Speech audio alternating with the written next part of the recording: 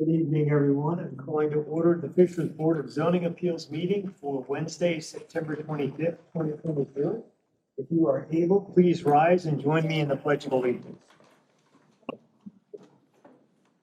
I pledge allegiance to the flag of the United States of America and to the republic for which it stands, one nation, under God, indivisible, with liberty and justice for all. Thank you. Yes. Mr. Ferrucci, Here. Mr. Grinsley, Here. Mr. Sylvie, Here. Mr. Stevenson, Here. and Mr. Lannon. You do have a quorum. You have 3 present and 1 on Teams. So we have a quorum to conduct, to conduct tonight's business. The first order of business is approval of the previous minutes from June 26th, July 24th, and August 28th of 2024. We have a motion to approve. Motion. To approve. A second? Second. All in favor? Aye. Motion passes. Our first public hearing is case number VA-24-18. The request is consideration of a development standard variance from section 6.17.7, building signs of the city's Unified Development Ordinance to allow a 396 square foot of wall signage from the allowed 300 square foot. Our petitioner is Derek Neighbor. Derek, please approach the podium and present your petition, sir. Thank you.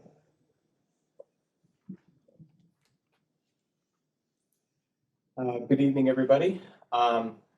Again, my name is Derek Neighbor, and I work as a vice president at Indianapolis-based New City Development.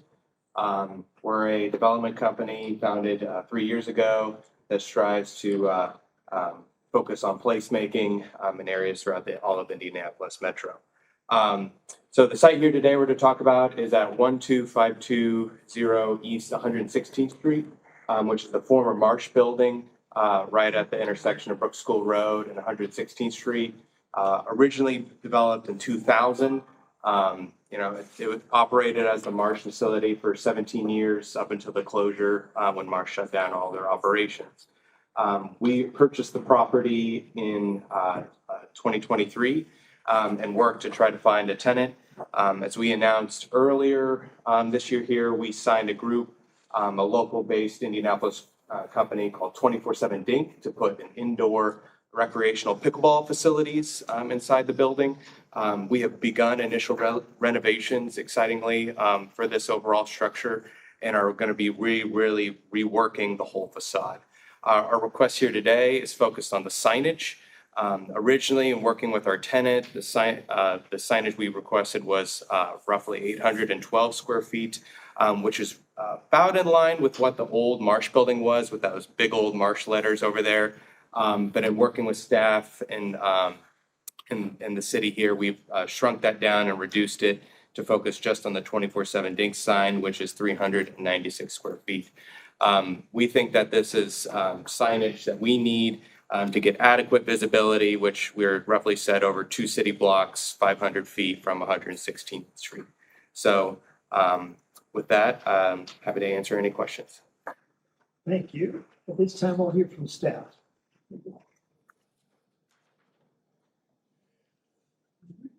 Hello, everybody. Christy Cashin, senior planner with the City of Planning Department. This project before you tonight is signage for 24/7 Dink Pickleball at 12520 East 116th Street. This property is located in C3 commercial zoning and regulated by the city's UDO.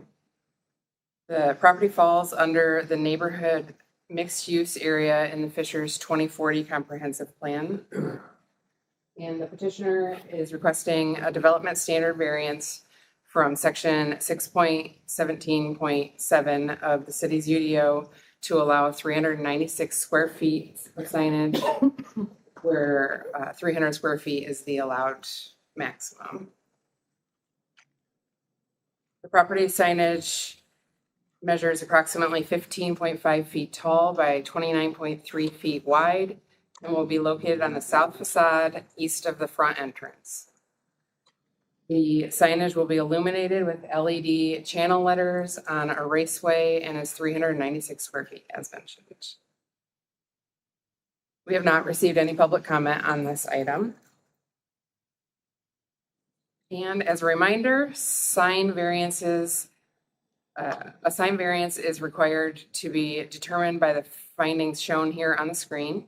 Staff recommends approval of this request to the Board of Zoning Appeals. Should the Board of Zoning Appeals approve the petition, staff recommends that it is done with the following conditions: that the approval letter and related documentation be recorded with the Hamilton County Recorder's Office. Members of the board, do we have any questions for either the petitioner or the staff? No, seeing no questions, at this time, I'm going to open the public hearing. If anyone is here from the public to speak to this petition, please raise your hand. Seeing no one in the room raising their hand, I'm going to close the public hearing. And at this time, I'll ask for a motion from our board members. And I'd just like to respectfully remind our board members, there are a number of considerations that was presented by staff, and I'd like to reiterate those for you as part of this. Before there is any motion, members of the board should be satisfied that the location and placement of the sign will not endanger or distract motorists or pedestrians, that the sign will not cover or blanket any prominent view of a structure or facade of historical or architectural significance, that the sign will not obstruct views of users of adjacent buildings, that the sign will not interfere with the visual quality of public open space, that the sign is compatible with building heights of the existing skyline, that the sign does not impose a foreign element to an existing skyline. The sign's illumination, lighting, or digital character will not distract motorists or pedestrians, nor contribute to hazardous or unsafe driving conditions to motorists.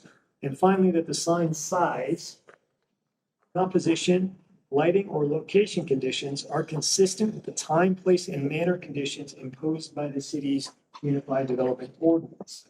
If all of our board members are satisfied that they have all of their questions answered through the materials and the presentation by petitioner and staff to those findings, I'd ask for a motion. I'll make a motion. Make a motion that we approve VA 18. With the condition that the approval letter and related documentation to be recorded on the property with the Hamilton County Recorder's Office. We have a motion. Do we have a second? Second that motion. We have a second. Ross, can you call the roll, please? Yes, sir. Mr. Grinsley, Yes. Mr. Sylvie, Yes. Mr. Stevenson, Yes. Mr. Ferrucci. Yes, motion passes. Thank you, Mr. Neighbor.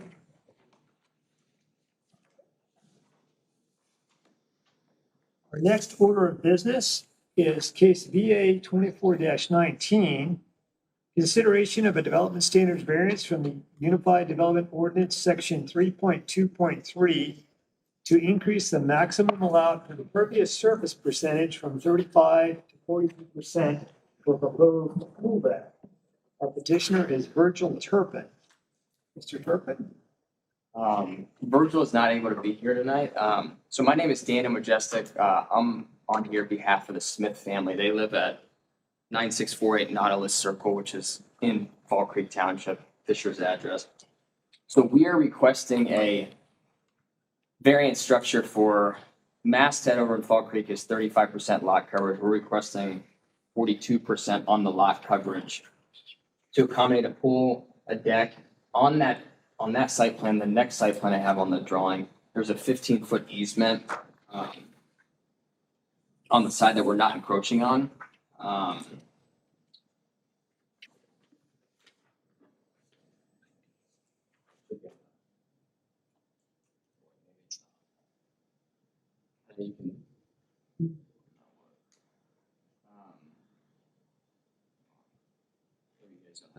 But on the left-hand side of the property, there's a 15-foot easement.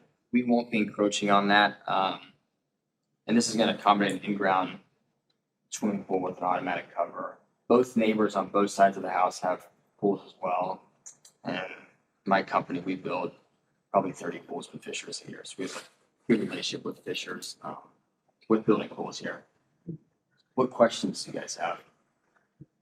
So we will ask questions is potentially after we hear from our staff. So I'm going to ask staff to present. Staff?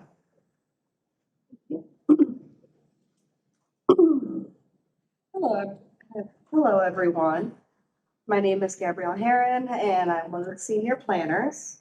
So today is before you is a pool variance at 9648 Nautilus Circle.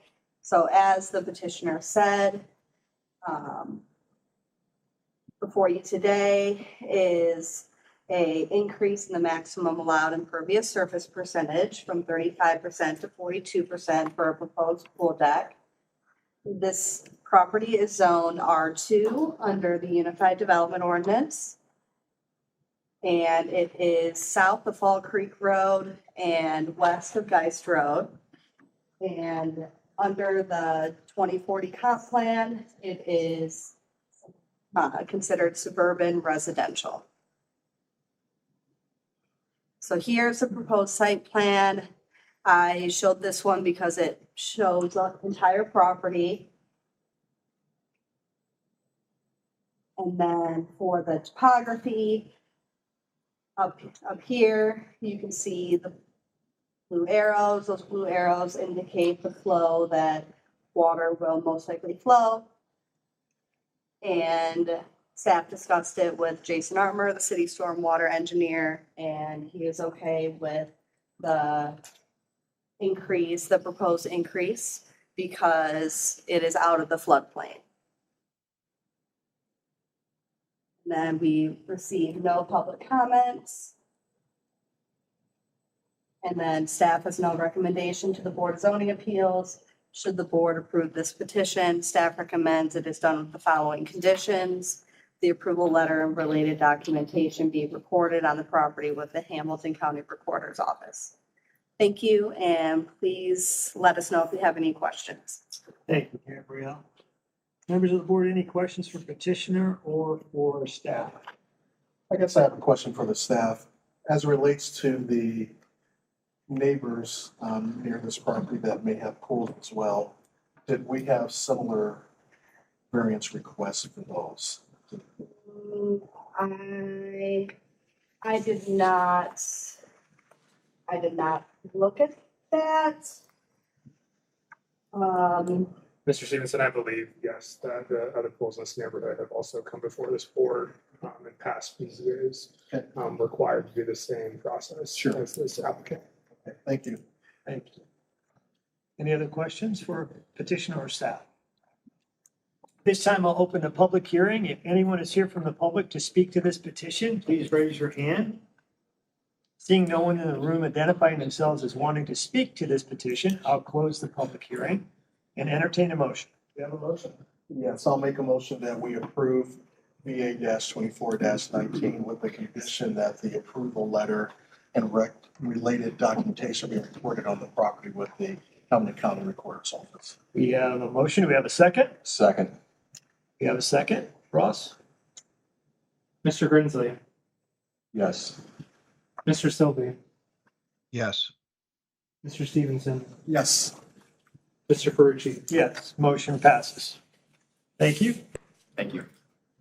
Our last order of business on the docket is case number 119553, 13982 Avalon Boulevard short-term rental. It's a request for consideration of a special exception to allow for a short-term rental use, for example, Airbnb, VRBO, on property zoned for single-family residential PUD-R under the Avalon PUD ordinance number 121503E. Our petitioner is Cody Howell. Mr. Howell? Yep.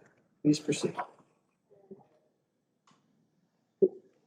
So I'm here today requesting a permit to do short-term rental on my property. November last year, I lost my job. I've been working multiple side jobs up until July. I got a job offer for a job in Phoenix. Part of that job offer was that I would be able to return and continue working remotely. So in the meantime, I'm seeking a short-term permit so I can continue to maintain my home while I'm not here. So I see some of my neighbors here today, so I'm sure we'll have some great discussions. We will have the public hearing in a moment, sir. Anything else that you'd want to add to this petition? I don't believe so. I believe that's it. Thank you, Mr. Howell. This time, staff.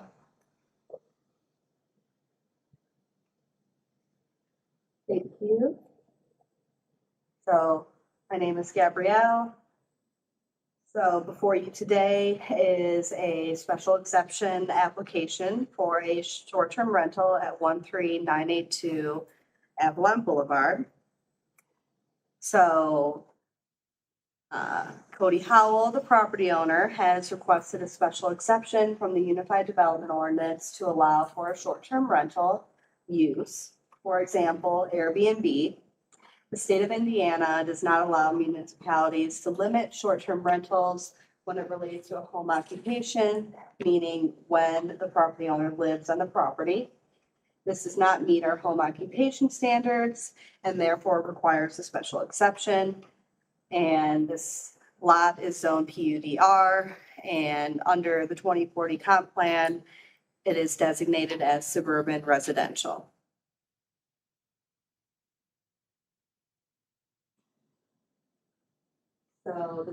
So the property is on PUDR under the Avalon PUD ordinance.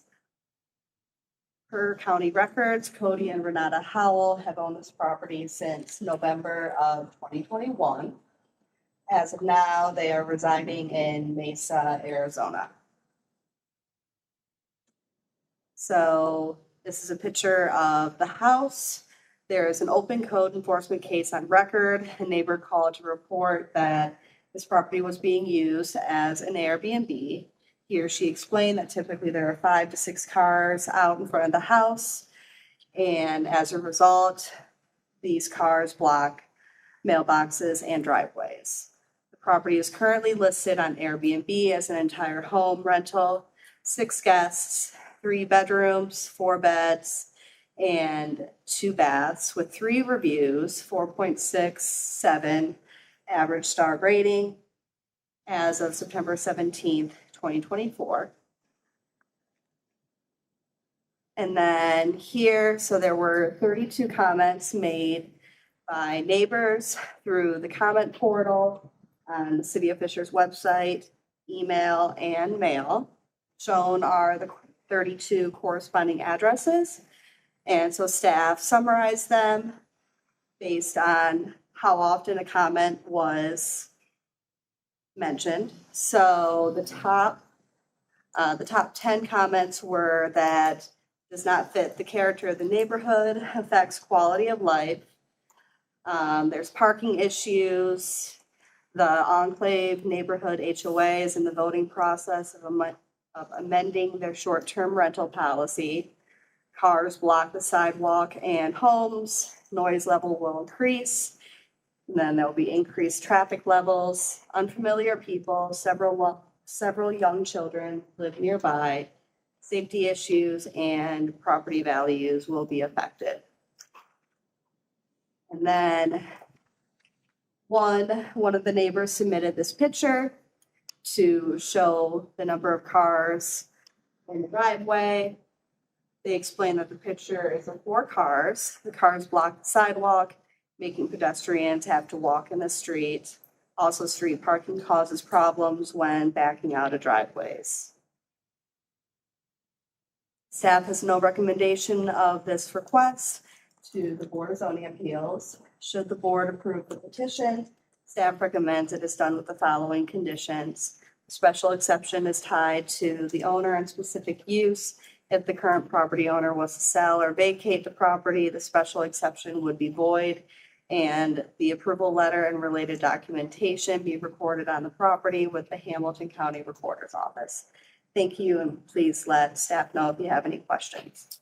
Before we open the public hearing, I'm going to ask members of the board if they have any questions for the petitioner or staff. Says the property is currently listed on Airbnb. How long has it been listed for? How I long live- has this property been being used as a, Yeah, so it had 2 short-term rentals of like a week or so. And then I was contacted by an insurance company and that's who's currently in it. They have planned to be in it for 68 days. So it exceeds the short-term limit for fishers, from my understanding. And so that's all it's been used so far. And with some of these concerns, I've seen some of those and tried to make changes. So it's only been rented twice for about a week each time. how long has it been? When was the first listing? When did you start Yeah, it listing? was listed mid-July. I don't have an exact date, but about mid-July was when it was put on there, and then it's only been on rented twice. And then I have another question. This might be for staff. You said, or I think you said somewhere that HOA is having a meeting to approve them or disapprove them, To change their covenants right? to prohibit Prohibit. short-term So rentals. currently, their covenants would allow it. Is that what you're saying? Or is it just blank on it? As far as I can understand, maybe. I would say most HOAs across the city and other communities are a little behind in regards to Airbnbs. It's not their fault. So there's not a lot of legislation that's in covenants and restrictions that apply to that. Usually apply directly to rental homes and a percentage allotment. I will say though, HOAs, and there's some representatives here tonight from those HOAs, they have to gather the quorum that they need to have those meetings to change their rules. So I know it's an ongoing battle that they've been working with. Okay. Thank you. Questions answered? Yep. Howard, any questions? Good questions, good questions, Jeffrey. Yeah, and Ross, I think you're right. HOAs do have difficulty in regards to quorums on these issues to amend their bylaws. This issue may allow to do that though. In terms, Gabrielle, of the public comments that we received, I believe we received one late this afternoon as well. Have we received any in support of the petition? No, all in remonstrance. Jeffrey, do you have any questions? No? No. Thank you. With that, I'm going to open the public hearing. Please raise your hand if you're here to speak to this petition. Yeah, I see 1, 2, anyone else? 3? Possibly. 4? I walked in late, I apologize. Uh, Not sure on which one we're on. We're on the special exception for 13982 Avalon Boulevard, short-term rental. Is that what you're here for, sir? That's what I'm here for.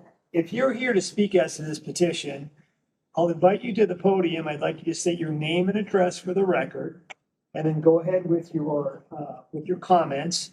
If you follow someone and your comment is similar to the person before you, please just state that for us instead of restating what the person said before you.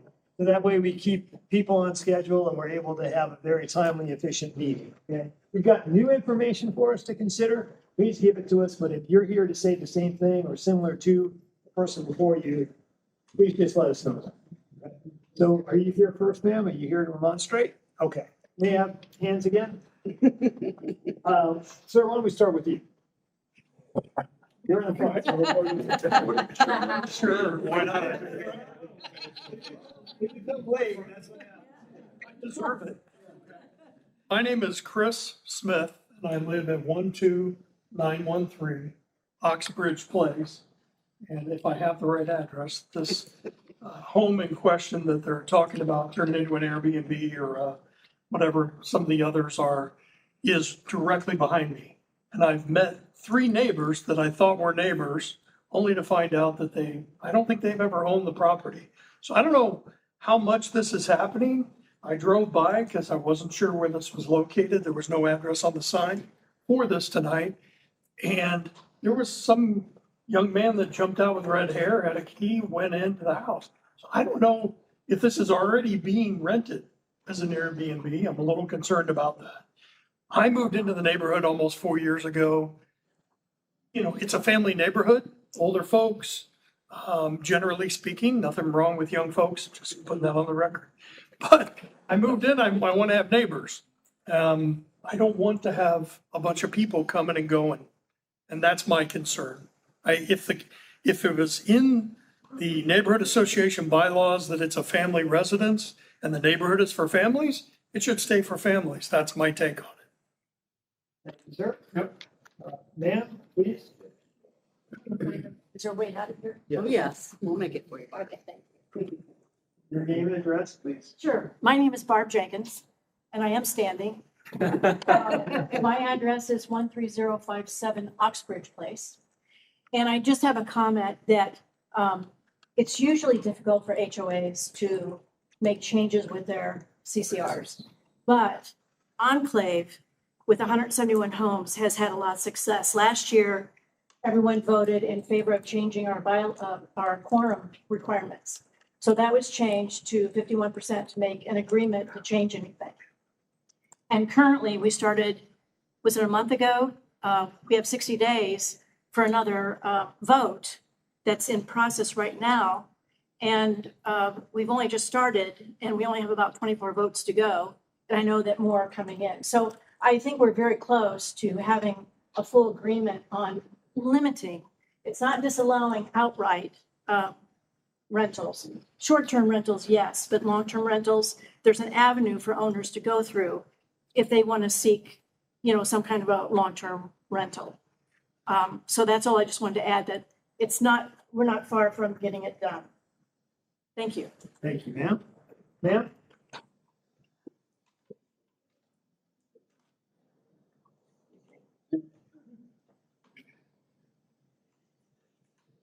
My name is Elaine Tharp, and I live at 13988 Avalon Boulevard, next door to Cody's home. First, I want to say that Cody and his wife were excellent neighbors, and nothing would make me happier than if they moved into the home. Parking has been a nightmare. Our master documents say if you're going to have an in-home business, the family that lives in there, a member of that family must live in the home to operate that business. There's no family member in there. My sense of safety has been diminished since I've lived next door. I don't know who these people are. I'm sitting on my computer one day, and there's 12 feet between my house and the house next door. A guy walks by with a beer can in his hand. He was not, but it's scary. You don't know who it is, what they're doing.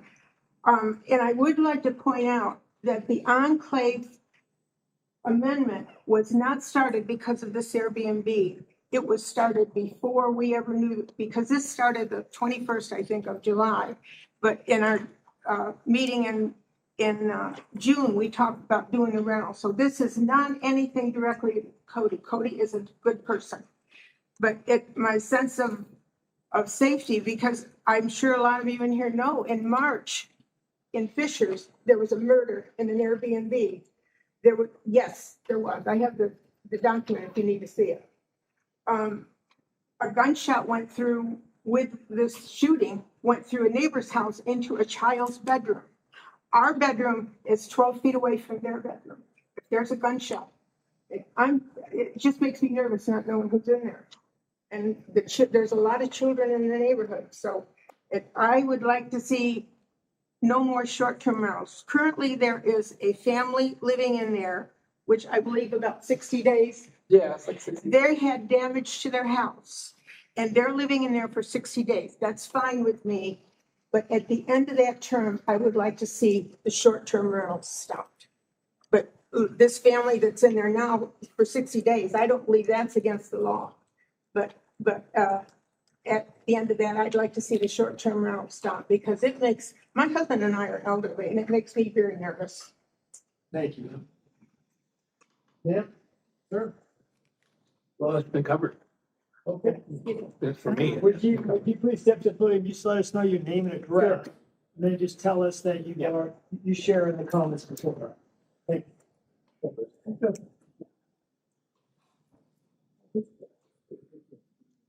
My name is Bob Reed. I live at 13099 Oxbridge Place.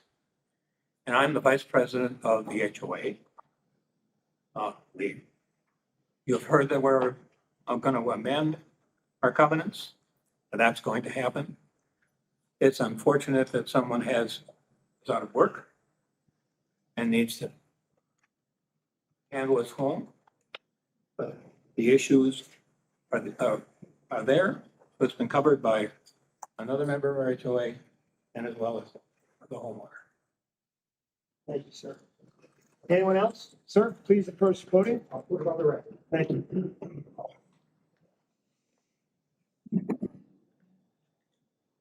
My name is Pete McGinnis, and I live at 13079 Pinner Avenue in the enclave at Avalon. And I am in support of the prior comments. We've been supportive of the efforts of the board to get things changed. And while I also appreciate the financial situation that the current owners are in, I think for the betterment of the neighborhood, I support the prior comments. And thanks. Thank you, sir. Anyone else from the public wish to speak to this petition?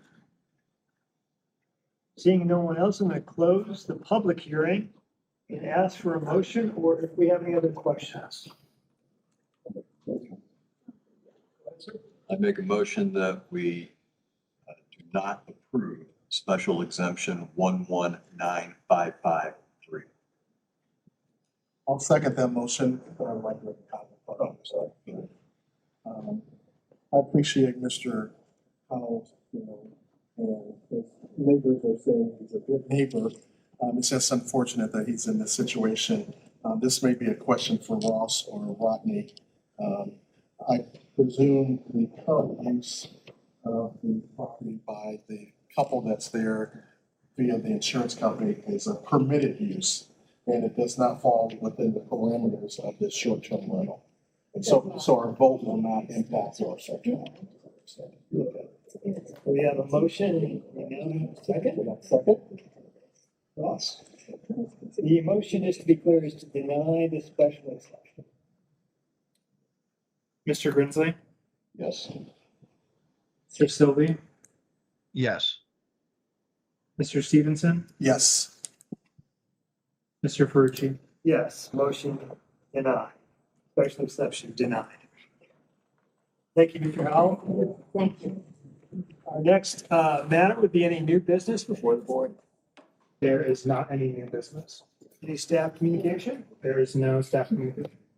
Right, with that, I'm going to adjourn the meeting for this evening. Thank you. Thank you.